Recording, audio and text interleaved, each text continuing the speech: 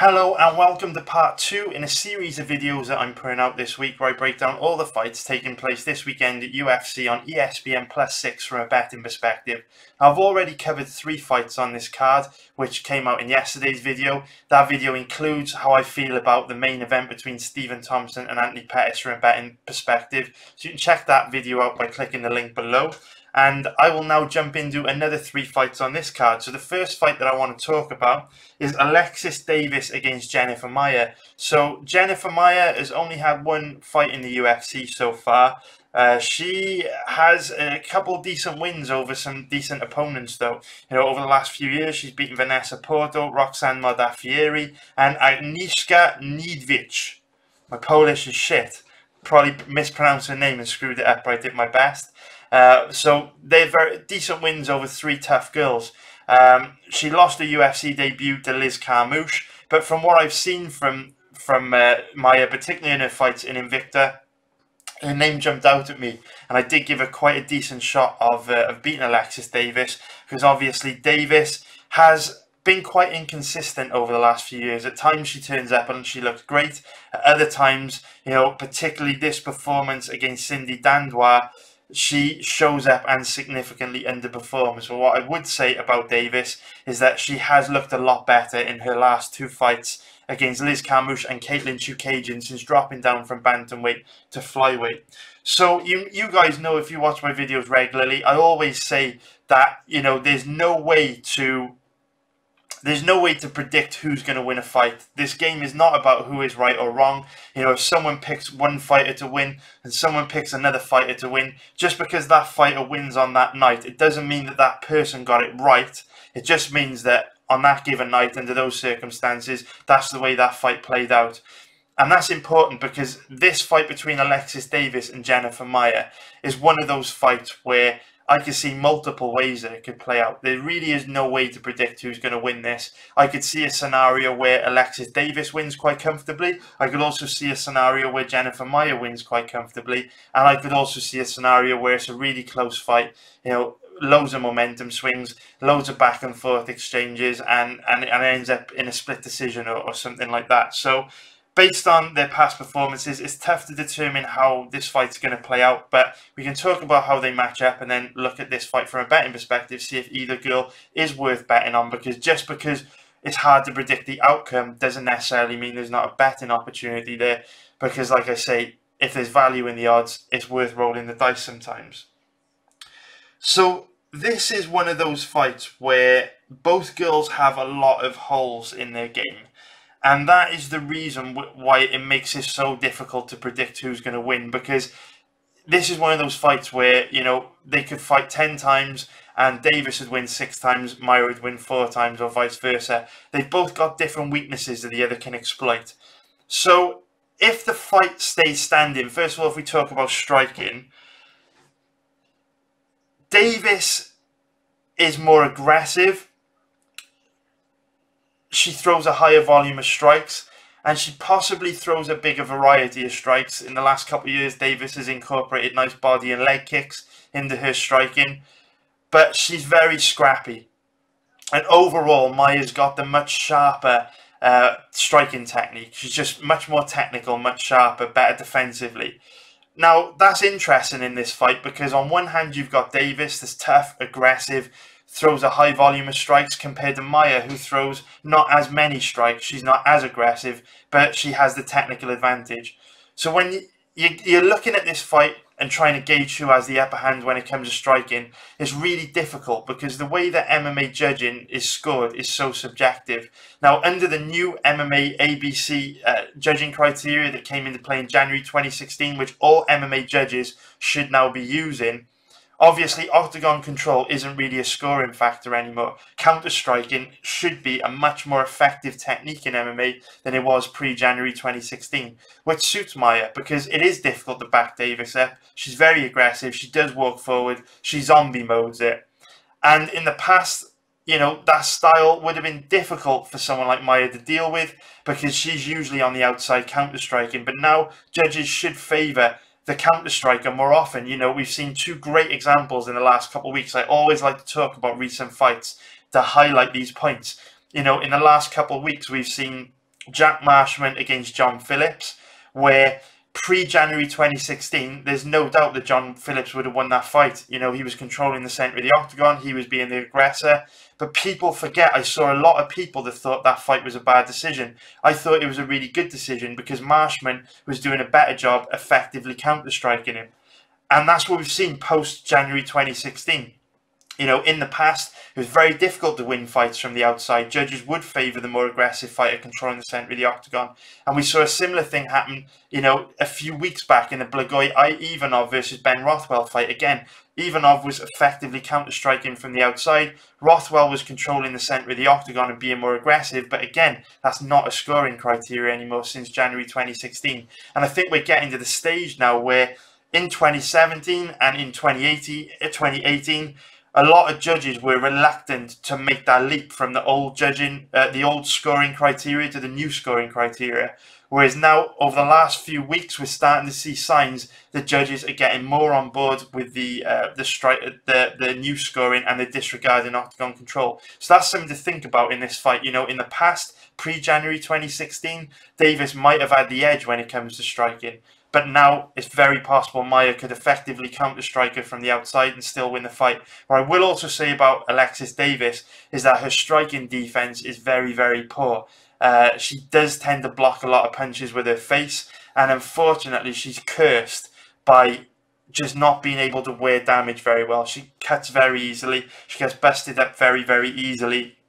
You know, by the end of almost all her fights, even when she wins, she's bloodied up and wearing a lot of damage, which again is very, very significant. Because if you go and read the new ABC judging criteria, it does clearly state that damage inflicted is supposed to be one of the highest priorities in scoring a fight now. So, you know, if this fight ends up being slightly close, or even if Davis slightly outstrikes Maia, if Maia's done a load of damage and Alexis Davis is bloodied up and cut and bruised and swollen, but Maia looks, you know, pretty good visually, there's again a chance judges will lean more towards scoring the fight in favour of Maia, or they should. The problem is, where I say fights like this are subjective, is sometimes we know judges are absolutely using the new scoring like they should be, but sometimes we do get some fights, and I can't really think of any too recently, but sometimes we get fights where judges revert to the old scoring and you can tell they're not using the new scoring and they still award points for octagon control, even though it's not supposed to count anymore. So when it comes to grappling, what I would say is that both girls have really, really bad takedown defense. It doesn't take much to put either girl on the ground. But Davis definitely has a technical advantage on the ground. There's no doubt about it. She's much more dangerous on the ground. She also has a really heavy top game. Now, Jennifer Maia's got a Shuto box background, so it's no surprise that her takedown defense isn't great. But like most Shuto box fighters, she is very good at defending herself on the ground and working her way back to her feet. So even though she's not that skilled offensively, she knows how to defend herself and protect herself, which, you know, is good to have those skills going up against someone like Alexis Davis, who's very offensive on the ground. So that's pretty much how I see this fight, guys. So if we look at it from a betting perspective, I think I've covered everything. Yeah, Davis very active off her back. That is pretty much it. So if we look at this fight from a betting perspective, we currently have Alexis Davis odds of around an average of 1.70, which for our American viewers is minus 143, giving her an implied probability of 59%. And then if we look at Jennifer Maia, her average odds at the moment are around about 2.25, which is plus 125 for the American viewers. So this is giving her an implied probability of 44%. So roughly 60% for Alexis Davis and 44% for Jennifer Maia. So to bet this fight, you've got to give Maia at least a 50% chance of winning this fight to gain any value there. And to bet bet Davis, you've got to give her, better than a 65% chance of winning this fight, so you get a decent margin over the betting sites. And the way I feel about this, guys, is Davis probably does deserve to be the favourite in this fight because she's got a heavy top game. She does have an advantage on the ground. She is aggressive when it comes to striking. She does throw a higher volume of strikes per round than some judges. score that in favour of effective counter striking. So for me, I wouldn't bet on Davis because of how much damage she takes, how easy she is to hit, how bad she looks, visually, and now some judges are scoring damage way higher than they used to under the new scoring criteria, so that's a risk. Also, Davis doesn't have the best fight IQ. In her last fight, she fought Caitlin Chookagian. Chookagian is a fighter who we know doesn't have the best takedown defense, and yet Davis chose to follow her around the octagon for 15 minutes, blocking punches with her face, and didn't really attempt to take her down at all. So if she does that with Jennifer Maia, I could quite easily see Maia outstriking her from the outside for 3 rounds, no problem. So from a betting perspective, I don't love Maia in this fight, just because, at an implied probability of 44%, I can't hand on heart say that this fight is 50-50 because of her deficiencies on the ground. She does give up easy takedowns, and Davis is legit on the ground. And also, we know some judges still love octagon control and aggression, even though they shouldn't. So I'm going to pass on this fight personally, guys, but I do think it could go either way. I do think it could be close. If you held a gun to my head, I would prefer to bet Maia than Davis, just because the payoff's better. But I definitely wouldn't feel confident in either of these girls, so I would recommend passing. So then if we go on to the next fight, guys, we are going to look at Randa Markos against Angela Hill. And we're looking at this fight quite early on in this series of videos, because Randa Markos was another name that jumped out at me, because obviously when you first start researching a card, you scan through all the fights that are taking place on the card, and you kind of make a judgment or form an opinion, I guess, like a really weak opinion on every fight based on past memories. But as you guys know, your memory will play tricks on you, and you'd be amazed at how often you form a strong opinion in your head, and then once you start watching footage, you completely change your opinion on how you think the fight will play out, because, like I said, your mind will play tricks on you. So with Randa Markos, her name instantly jumped out at me, because straight away we know Randa Markos is a strong grappler and Angela Hill has bad takedown defense. So straight away you see Randa Markos as an underdog, and that's an attractive proposition. That's interesting. So I jumped into this research earlier on today, and what I would say about this fight is, just like the last fight, this is another one of those matchups where no one can predict what will happen in this fight, because Angela Hill is primarily a striker with massive deficiencies when it comes to grappling, and Randa Markos is primarily a grappler with massive deficiencies when it comes to striking. So both girls have big weaknesses in the area that the other excels, but also at the same time, neither girl is particularly bulletproof in their areas of speciality. So for example, even though Hill's the more technical striker than Markos, Hill doesn't really carry that much power in her hands, struggles to back her opponents up, and she also slows down as the fight progresses, so she becomes significantly less effective with her striking as the fight goes on. So you'll see in the first round, Angela Hill will be light on her feet, using loads of head movement and footwork, and as the fight progresses, she becomes more flat-footed and more predictable. Randa Markos' issue with her grappling is that she doesn't have the best offensive wrestling. Most of her takedowns come from head and arm throws, which are quite easy to stuff if you know what you're doing. And also, when she goes to these head and arm throws, she risks giving her back up to her opponent. We saw her, can't exactly remember what fight it was because I didn't go that far back. I think it was against Courtney Casey. Randa Markos went for a head and arm throw on Courtney Casey, gave her back up because it's a high risk, low reward technique, and Courtney Casey was able to take her back and then transition into an armbar, all because of that head and arm throw. So even though Angela Hill's not a particularly dangerous grappler, she does train at Alliance MMA with very, very good submission grapplers like Jessica Penney. She's good friends with Jessica Penney. It's a direct training partner. And if you gave your back up to someone like Penney, she would choke you out or break your arm, no problem about it. So, for this training camp, Angela Hill's dealing with someone like Penney on a day-to-day basis who can teach her these techniques to put Markos in some really bad positions if she starts going to these head and arm throws.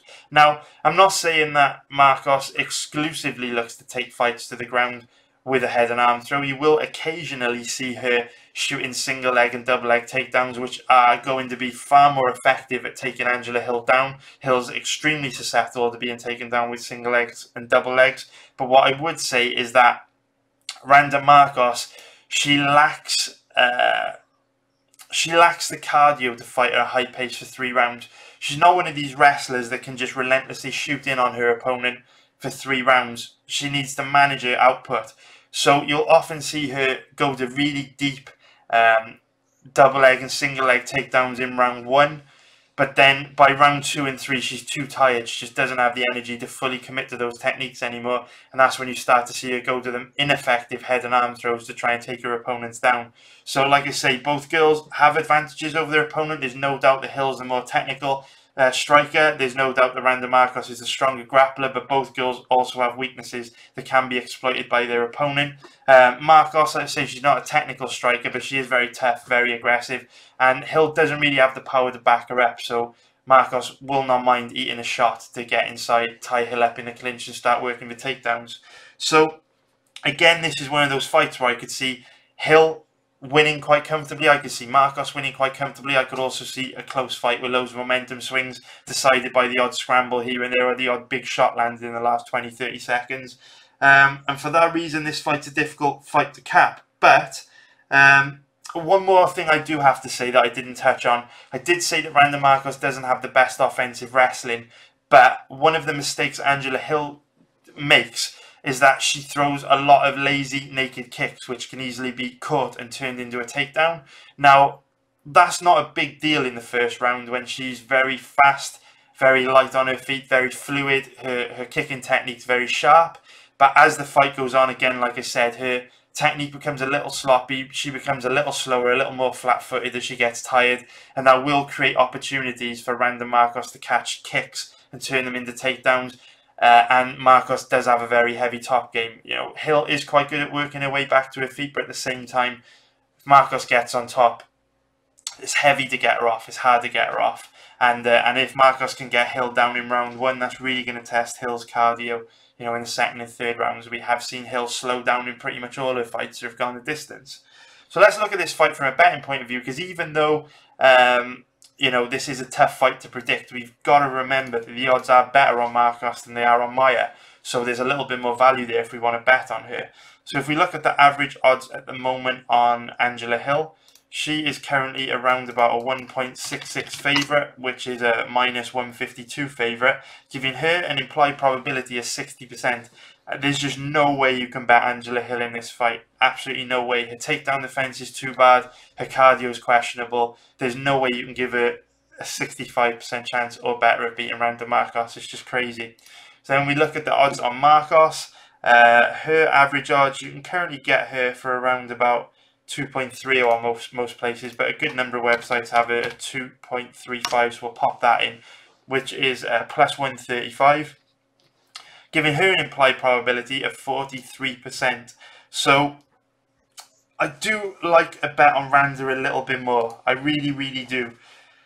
I do like a bet on Randa a little bit more, just because we know Hill's got bad takedown defense, and even though Markos isn't the best offensive wrestler, she does commit everything to her takedown attempts, and if she does get Hill down, she's got a very heavy top game. There's a good chance that she can maintain periods of top control for a long time and win rounds. And another thing that I like about Markos is that you very rarely see her chilling in her opponent's full guard.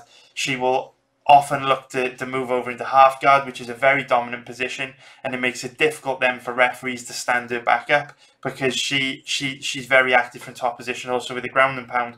And that's one of the reasons why I do like Markos, because you know that sometimes if I know that, for example, if you go back and watch the fight between Cesar Ferreira and Ian Heinisch, this is a really good example. Cesar Ferreira was hitting multiple easy takedowns on Ian Heinisch, but he was committing a lot of energy to get those takedowns. And then when he got top position, he was just chilling in guard. He wasn't really working hard enough to maintain it, which risks the fighter being stood back up. And when you've got a fighter like Randa, who we know slows down as the fight progresses, who we know has got bad cardio. It's dangerous betting under those circumstances, because say she was to get a takedown early in a round and wasn't that active from top position and the referee stood her up, she's probably only got enough cardio to commit enough energy really hard to one takedown attempt. She can't do it again in a round. She can't commit hard to 2 takedown attempts in a round. The gas tank's not there. But she is very active from top positions. That doesn't apply here. It's hard to stand her up because she's always working, which is great. So you have to have a really bad referee, to stand her back up. So I do like Markos a little bit, but I mean, I can see why people would bet on Randa Markos in this fight. I can. I'm not personally going to bet on her. The reason being that this is a zero-sum game. Again, this is not... like I used the example in yesterday's video about buying stock in Tesla. When you bet money on a fighter, if they lose, you lose everything. This is a zero-sum game. So when you put your money on a fighter, you need to put it in a really strong position. And if I look at so you guys know I'm not opposed to betting underdogs. Like I say, I bet on Safarov, Grundy, Masvidal last week. We had Sheikh Kongo last month. We had Diego Sanchez at the beginning of the month. All big underdogs. But the difference with all those guys is that they had the ability to go out and fight hard for your money.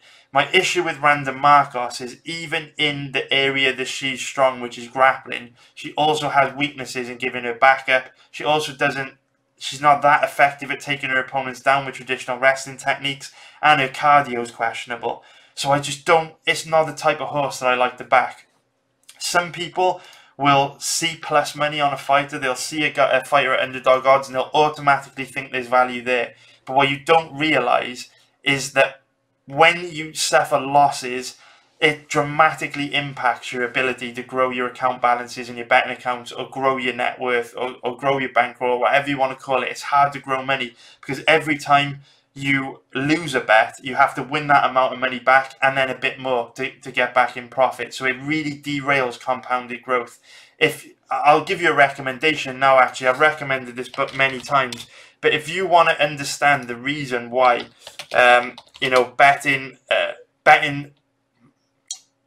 if you want to understand the reason why maintaining a win rate is so much more important than maintaining a high ROI, read this book by Ray Dalio. Ray Dalio is one of the best, most successful investors of all time. He wrote this book called Principles of Life and Work. The first half of it is all about investing and growing money into much larger amounts of money, talking about compound interest, the power of compound interest.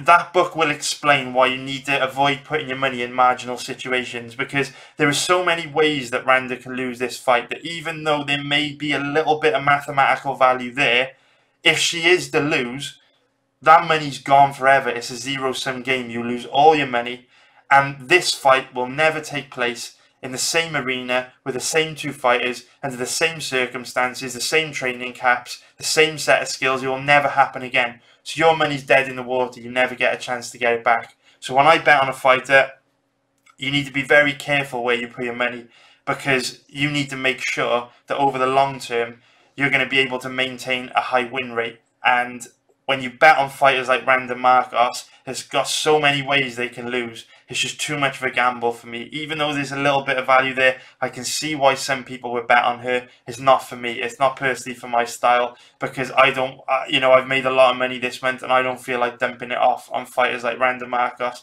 that can implode and make really bad decisions, demonstrate bad fight IQ and lose, basically. I think this fight could go either way and I'm not interested in it. But that is like I say, guys, if you want to bet on Markos, go for it. I don't think she's a bad bet. Just not the type of bet I recommend for a style like mine, where I'm trying to use compound interest to grow small amounts of money into much larger amounts of money over the long term. So then we're going to go into the final fight in today's video, which is Chris Gutierrez against Ryan MacDonald. So again, Chris Gutierrez was one of the first names that jumped out at me. Basically because I remember him picking up a big win in the World Series of Fighting a few years ago against Timur Valiev, and also because I know that he's quite a technical striker. Now, both of these guys have very similar styles. They're both primarily strikers. they both have also kind of a similar stance as well. And I'll jump into showing you some footage rather than talking about how they look. I'll show you instead, which is much better. But I would say there's no doubt about it that Gutierrez is the more technical striker. But again, similar to the fight between Maia and Alexis Davis, Gutierrez is the more technical striker, just like Maia is the more technical striker. But MacDonald throws a higher volume of strikes per round, and he's more aggressive. So again, comes down to subjective judging. Do you go for effective striking, or do you go for I've said it all before in the video. I don't need to go over it again, but it's a similar thing. Gutierrez can be quite passive, can be quite tentative, doesn't really throw that much, whereas MacDonald's much more active. And the only other thing that I want to mention about this fight is that Ryan MacDonald's taken this fight on 5 weeks' notice. As we know, it's not easy to make a UFC debut on short notice. Hard enough making a UFC debut in the perfect circumstances. So the first video that we're going to go into is just showing you a little bit about Ryan MacDonald. We won't spend too much on this because MacDonald, all his fights are pretty much the same, to be honest with you. If we click play here, the first thing you'll notice early on in this fight is that he's got quite a rigid style of fighting. He's quite stiff, leaves his chin up high and exposed. You can see it here. Just quite a flat-footed, rigid style. And it's kind of what I mentioned there. This happens in all his fights. Because he's got a flat-footed, stiff style, you'll see him eat a lot of clean, hard shots. And there you can see Murphy landed a really big right hand on him. And again, another big right hand. And the reason why he eats those big shots is, like I say, because he is so stiff, doesn't use much head movement. And he's just basically a stationary target that's there to be hit. And if we scroll, a bit further into the fight, we can see that again, fighting very stiff, leaving his chin up high and exposed, and because of that, he hits a big bomb here and gets dropped with a right hand. So you can see very stiff, chin up high and exposed, and then any second now, bang, it's another big right hand and overhand right. So not the best striking defense. This is still the first round of the fight, and in 2 minutes, this is literally 2 minutes of the first round, he's been caught with 3 bombs. And that's all because he just doesn't move his head that much. He's very easy to hit. Also, what I've noticed is that he's not really that dangerous. If we skip ahead, into the second round with a backup striking, this is the beginning of the second round. He doesn't really carry that much power in his hands. You can see here he's literally just stood right in front of Murphy. He just doesn't really bring that much of a threat to the table. There's not anything I can really say about him which makes me think he's going to cause many guys in the UFC a problem. But he is only young. He's 26 years old, plenty of time to improve. But that's pretty much MacDonald in a nutshell. There's pretty much all his recent fights are available online, but I won't show you any more than that. That's pretty much his style. Yeah, very bad striking defense and not particularly dangerous offensive either. Doesn't really have any grappling either. You'll never see him shoot a takedown on his opponent. So that is that. And it's important to mention takedowns because Gutierrez has absolutely terrible takedown defense, which we can see in this fight against Timur Valiev. Now, I know that Valiev, he's a very, very good fighter, but at the same time, Gutierrez just not showing off the correct technique at all to be able to defend takedowns. Here you can see him get caught with a very weak single leg and easily put on his back. Easily put on his back. And then, Valiev with long periods of ground control. Gutierrez is not that good on the ground at all. Getting pretty much ragdolled by Valiev. But you can see from the fact that, Gutierrez didn't even look to get underhooks in play. His balance was upset quite easily. He showed really poor balance, really poor core strength. That it's not going to be that difficult to put a guy like Gutierrez on the ground, even though Valiev's a great fighter. And then if we move a little bit further on into this fight, you can just see here, again, I'm not going to spend too much time on it, but Gutierrez is also really weak off his back. Doesn't really know how to improve his position, I guess. Isn't very good at working his way back to his feet when he does get taken down. So if we skip further into this fight, around about this mark, again, you can see him give up a really easy takedown. Again, it's one of those things. I mean, look how easily Valier's able to upset his balance and put him on his back. He just jumps in on a single leg, turns the corner, and Gutierrez is practically ready to lie on the ground for him. Doesn't really put up any resistance at all. So that is just a couple of clips I wanted to show you of Gutierrez takedown defense. It shouldn't matter because, like I say, Ryan MacDonald never goes for takedowns. So I doubt it'll be an issue in this fight. It's also worth noting that Valiev fight took place just over 2 years ago, so I'm sure Gutierrez has improved his takedown defense a lot since then. Obviously, I need to show it to you, just a big red flag. You have to ask yourself, do you feel confident betting on a fighter that looks like that on the ground? Because if, you know, he gets knocked down, or MacDonald does choose to come in with a smart game plan and take him down, or if, you know, Gutierrez slips and MacDonald jumps into top position, you know, would you want to have your money on a fighter like Gutierrez? This just shows no urgency off their back and struggles to work their way back to their feet. It's not personally the kind of guy I like to bet on. And I'm just playing this clip in the background here from one of Gutierrez's recent fights against, I believe this was Jimmy Flick, from around about this time last year, just under a year ago, just to show you a clip of what Gutierrez brings to the table when it comes to striking, really. Like you can see, he's just much more technical than Maia MacDonald. He does a better job of controlling the distance. As you can see, every time Flick comes forward to attack, his name was Flick, wasn't it? Every time, I don't want to be disrespectful and get his name wrong yet. Every time, it just felt a little bit strange, corner man Flick. But every time Flick comes forward, you see Gutierrez there, you saw it then, just skirting outside of his range, just slipping the shots, slipping outside the range, baiting Flick into committing so that Gutierrez can look for a counter.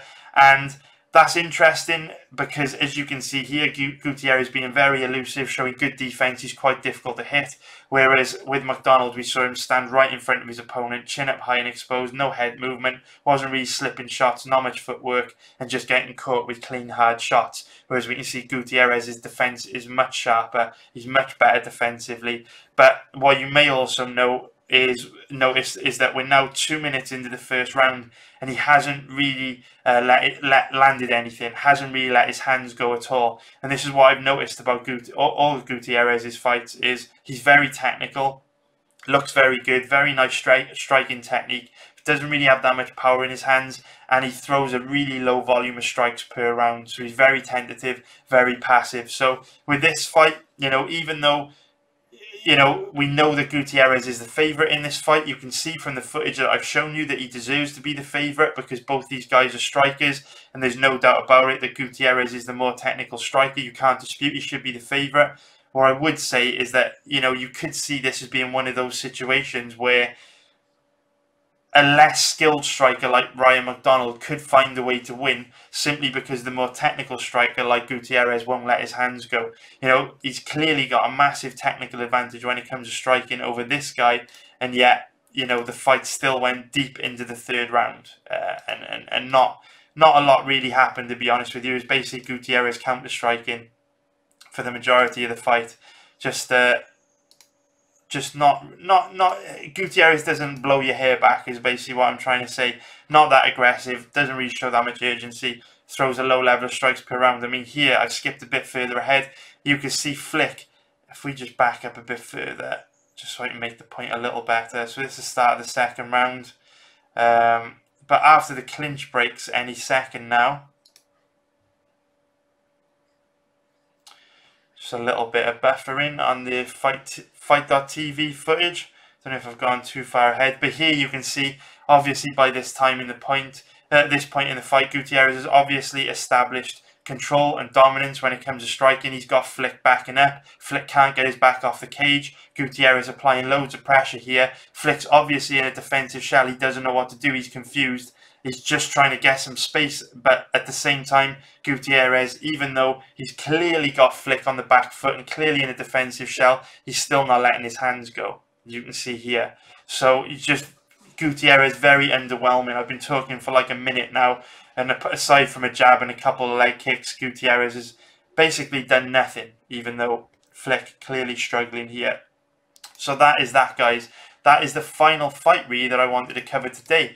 We could talk about it from a betting perspective. If we look at the odds, a load of money's coming on Gutierrez over the last 24 hours. Yesterday you could get him at around about 1.60. Today he's down to 1.50, which means people have been betting him over the last 24 hours. I'm not sure exactly what they're seeing to bet him at those odds, but you know, it is what it is. Maybe they know more than me.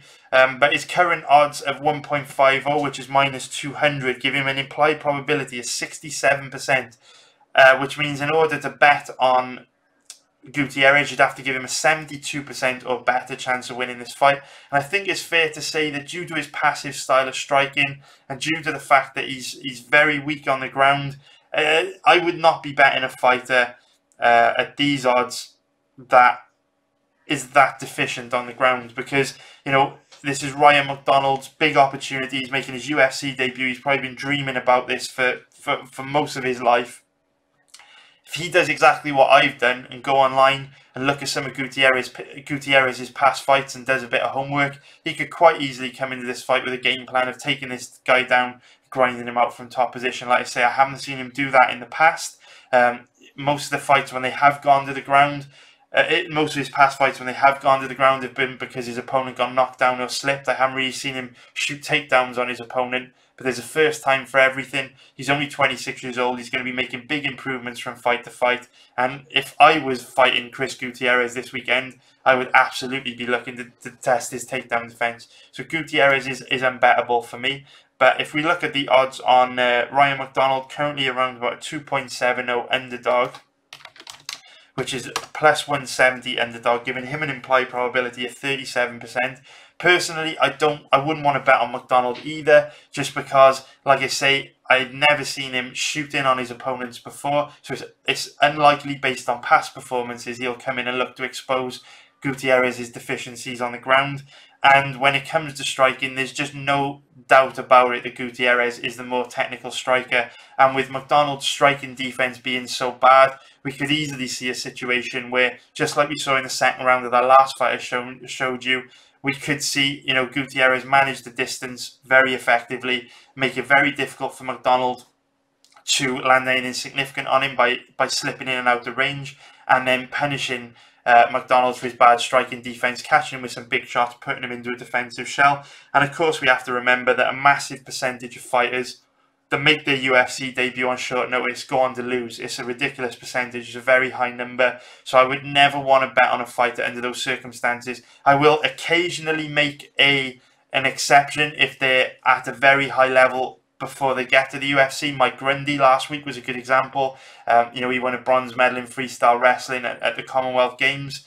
So that is an exception I would make. Ariane Lipski, you know, former KSW strawweight champion, flyweight champion, big pedigree. But with guys like MacDonald, I just need to see them in the UFC first before I consider taking a gamble on them. So I would pass on this fight, guys. So I'm not really seeing many opportunities from the three fights that I researched today, which is a little bit annoying because, like I say, initially Gutierrez, Markos and Maia were all names that jumped out at me, but after research I just didn't love any of them. You know, I'll always use this example that when it comes to betting, you should always try and let the odds do the work for you and try and gauge whether the risk is worth the reward. It's like when you go into a clothes shop and they've got like a sale on, right? All the clothes are marked down. All the clothes are on sale at lower prices than usual, and you will go into into the shop, and you'll like the look of a jacket, and you'll pick the jacket up. You'll look at the price tag, and sometimes it'll just be expensive. It'll be more than what it's worth. You look at it and you'll think, "Fuck it, I'm not paying that much for that. It's not worth it," and you put it back. Other times, you look at the tag and you'll be like, yeah, that's a fair price. I can see why the jacket's worth that much, you know, and you'll think about it. You'll have a decision in your head. You might not buy it straight away. You might have to go home and think about it and then go back to the store the next day. You'll put a bit of thought into it, but, you know, if it's a fair price, you know, I might buy it. And then there are those other examples where you see a jacket in a store, you love the look of it, you look at the price tag, and the price tag's like way cheaper than you thought it should be. You know, it looked like a $500 jacket and it's marked down to $200. So you take it straight to the cash register, you buy it straight away. That's what I look for in betting. I look at those bets which straight away I love, and those are the type of bets I like to place. So if I was comparing those 3 fighters to that scenario, I would say Gutierrez is an expensive jacket that I've got no interest in buying. It's just not good value for money. I would say with both Markos and Maia, I guess they're a fair price, but, you know, I don't need another jacket at the moment, so I'm not going to bother paying money for a jacket I don't need. Well, I guess what I'm trying to say is I don't think they're a great deal. I think they're a fair price. I don't really feel like I'm getting much value or much of a deal on them, so I prefer the pass. So that is it for today's video, guys. Hope you enjoyed it. I'm going to record another video now, a really quick one about KSW, which is ironic because I said I'd be doing less videos this week, but the mic's already on, it's all connected. It's not going to take much to do. If you did like this video, guys, please give it a thumbs up and subscribe, and I'll be back. I will hopefully be back tomorrow with part 3 of this series of videos. So take care, guys, and don't forget to watch part 1, which I'll link in the description below. Take care. Bye.